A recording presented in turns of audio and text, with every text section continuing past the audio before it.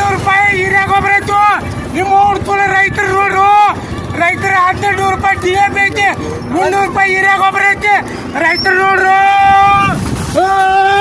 ರೈತರು ನೋಡ್ರಿ, ಬಾಬಾ ಬಾಬಾ ಸಿದ್ದರಾಮಯ್ಯ ಇಲ್ಲ ಊರ್ತುಲ ನೋಡು, ರೈತರು ನೋಡ್ರಿ, ರೈತರು ನೋಡ್ರಿ, ರೈತರು ನೋಡ್ರಿ, 200 ರೂಪಾಯಿ ಹಿರಿಯ ಗೊಬ್ಬರ ಐತಿ, 1200 ರೂಪಾಯಿ DAP ಐತಿ. ರೈತರು ನೋಡ್ರಿ,